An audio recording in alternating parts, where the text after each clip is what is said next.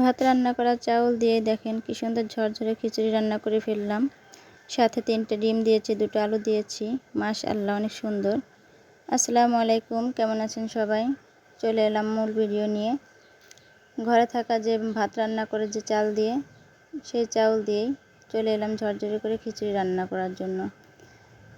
আমি এখানে নিয়ে নিয়েছি 1 কাপ পরিমাণ চাউল, আবার 1 কাপ পরিমাণ ডাউল, সমান সমান দিয়েছি। আমি অল্প করে রান্না করছি, যেহেতু আমরা 2-3 জন আছি ঘরের মধ্যে। আমার মেয়ে আর আমি, আর আমার একটা ছোট মেয়ে আছে, 3 জনে খাবো। সেইভাবেই পরিমাণ মতো নিয়েছি। যদি আপনাদের ঘরে বেশি মানুষ থাকে, আপনারা আপনাদের পরিমাণ মতো নিয়ে নেবেন। চাউলগুলো কচলে অনেক সময় ধরে ধুয়ে নিচ্ছি পরিষ্কার করে। 2টো ডাউল একসঙ্গে মিক্সড করে ধুয়ে নিচ্ছি। অনেক সময় ধরে কচলে চাউলগুলো ধুচ্ছি। ধোয়া শেষ হয়ে গেলে তারপরে যে 3টা ডিম আর 2টো আলুটা একটু হলুদ মরিচ দিয়ে করে ভেজে নিয়েছি। চলে এলাম খিচুড়ি বসাইতে।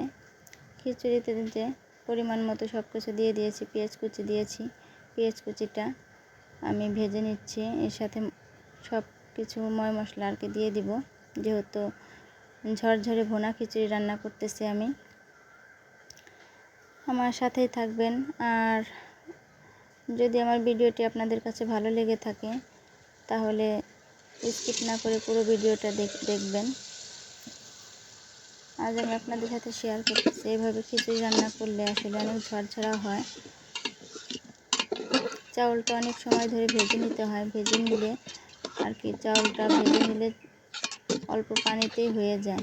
আসলে সবাই পানি মেপে দেয়, আমি আসলে সেভাবে মেপে দিই না। আমি আমার মতোই দেই, টার্গেট মতোই দেই পানিটা।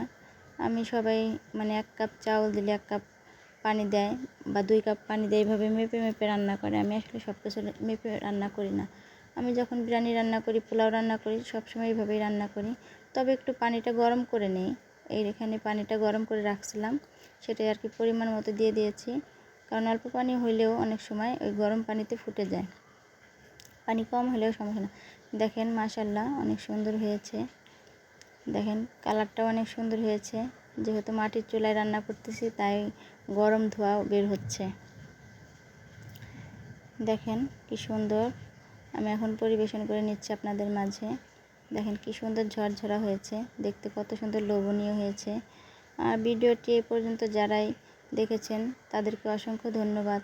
আর আমার ভিডিও যাদের ভালো লাগে, আপনাদের মূল্যবান মতামতটা কমেন্ট বক্সে জানিয়ে যাবেন। আর এখন পর্যন্ত যারা সাবস্ক্রাইব করেন নাই, তাদেরকে বলতেছি, প্লিজ তারা একটা সাবস্ক্রাইব করে বেশি বেশি শেয়ার করে দিবেন, বেশি মানুষের কাছে পৌঁছায় দিবেন, যেন আমার ভিডিও করার উৎসাহ জাগে। আজ এই পর্যন্তই। পরবর্তী ভিডিও নিয়ে আবার আসব। রেসিপিটা কেমন হয়েছে আপনাদের মাঝে পরিবেশন করলাম। সবাই কমেন্ট বক্সে কমেন্ট করে জানাবেন। আসলেও খিচুড়িটা অনেক ঝরঝরে খিচুড়ি, এভাবে রান্না করলে অনেক লোভনীয় হয়, অনেক খেতেও অনেক টেস্ট হয়েছিল। আপনারা ঘরে ট্রাই করে দেখতে পারেন এভাবে রান্না করে। 2টো ডিম আর 2টো আলু থাকলে যথেষ্ট। আজ এই পর্যন্তই। আল্লাহ হাফেজ।